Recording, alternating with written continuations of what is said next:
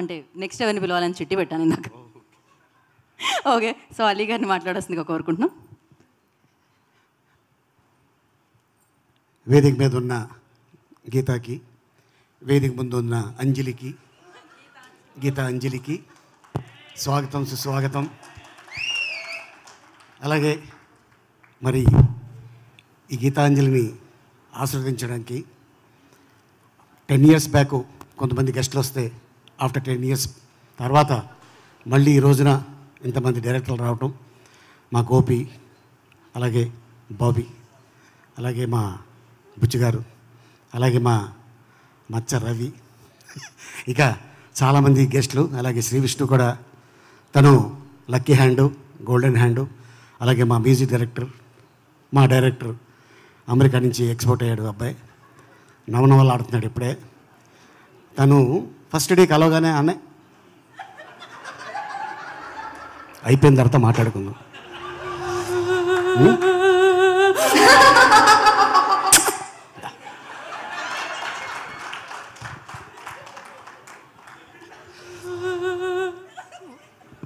నేను ఇస్తా.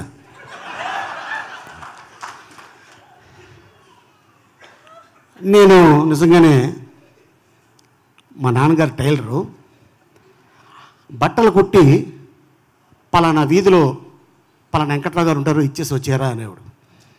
అయితే వెళ్ళేటప్పుడు సాయంత్రం చాలా హుషారుగా ఉండేవాడిని. వచ్చేటప్పుడు రాత్రి 10-11:30 10-11 ఆ టైంలో రోడ్డు మీద ఎవరు ఉండేవాడు కాదు. ఒక టెంపుల్ ఉండేది, తర్వాత చర్చ్ ఉండేది, అది దాటితే మసీదు ఉండేది. అక్కడి నుంచి మా ఇంటికి వెళ్ళేవాడిని. చిన్న సందులో ఎంటర్ అయితే కటిక చీకటి. అక్కడ మాత్రం నాకు కొద్దిగా ఒక ప్రాంతంలో ఉనికేది. అయిన పర్లా టెంపుల్ దాటి వచ్చా, చర్చ్ దాటి వచ్చా, మసీదు దాటి వచ్చా, నన్ను ఎవరు ఏమీ చేయలేరు, అంత ధైర్యంగా ఉండేవాడిని. చిన్న వయసులోనే చెన్నై వెళ్ళిపోయి లైఫ్ లీడ్ చేసినోడిని, అక్కడే అంత ధైర్యంగా ఉన్నా. ఇద్దరు కాదు 10 మంది వచ్చిన ఇలాగే ఉంటా. ఈ సినిమా కోన వెంకట్ తను చెప్పగానే, భయ్యా మనం పార్ట్ 2 తీస్తున్నాం, ఒక అద్భుతమైన కథ అనుకుంటున్నా అనగానే, వెరీ గుడ్ భయ్యా, సేమ్ క్రూ అన్నా. సేమ్ క్రూ అన్నాడు. ఓకే, సో హైదరాబాద్లో షూట్ చేసాం, ఆ తర్వాత ఊటీలో షూటింగ్ చేసాం, ఆ తర్వాత మళ్ళీ ఇక్కడ వచ్చాం. ఎప్పుడు స్టార్ట్ చేశారు, ఎప్పుడు ఫినిష్ చేశారు అనేది నిజంగా ఇది మాత్రం మిరాకిల్.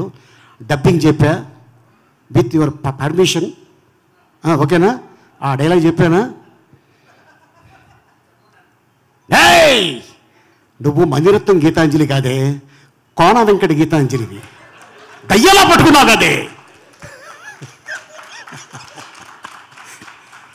ఇది డైలాగ్ స్పాట్లో చెప్పడం, నిన్న డబ్బింగ్ థియేటర్లో చెప్పడం, అండ్ అలాగే సీను నిజంగా ఇందాక అన్న కోన వెంకట చెప్పినప్పుడు, ఆర్టిస్ట్గా బిజీగా ఉన్నప్పుడు ఒక డైరెక్టర్ని చేయి పట్టుకొని ఒక సంఖలో ఫైల్ పెట్టుకొని ఆఫీసులు తిరిగేవాడు.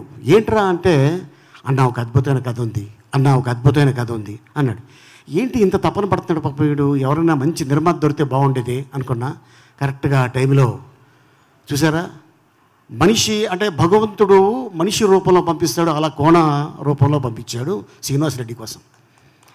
అలాగే ఎంబీవి సత్యనారాయణ గారు, ఆయన నిర్మాతగా, తను రైటర్గా, హీరోయిన్ని, అంత బిజీగా ఉన్న హీరోయిన్ని తీసుకొచ్చి తను చేయటం.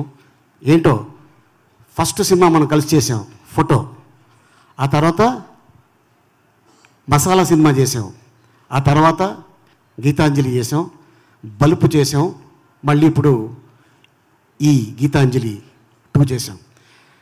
ఒక నిర్మాతకి ఎస్ అన్నీ హిట్టే. అయితే ఒక నిర్మాతకు కానీ ఒక డైరెక్టర్కి కానీ ఒక సినిమా హిట్ అయితే ఒక 100 మంది టెక్నీషియన్స్ 3 నెలల పాటు ఫుడ్ తింటారు.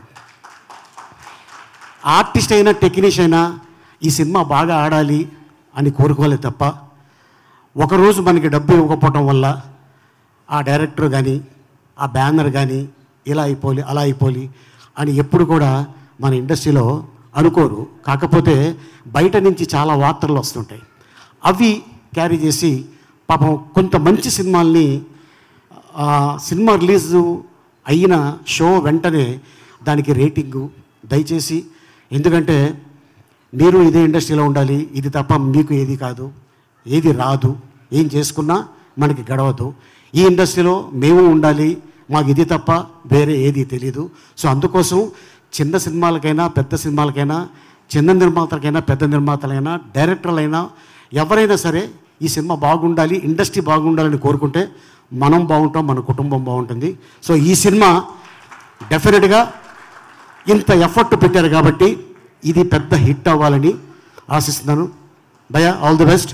సీను, అలాగే అంజలి, రాజేష్, అండ్ అలాగే మన సత్య, అలాగే శకలక్ శంకర్, అండ్ అలాగే చాలామంది, అలాగే సునీల్ ఈ సినిమాలో తను చేయటం జరిగింది. అండ్ అలాగే అవినాష్ కూడా తన బ్లెస్సింగ్స్ ఈ సినిమాకి ఇచ్చాడు. And thank you so much. Thank you Geetha. Thank you Ali గారు, థ్యాంక్ యూ సో మచ్. ఏదో మర్చిపోయినట్టున్నారు. సారీ ఇందాక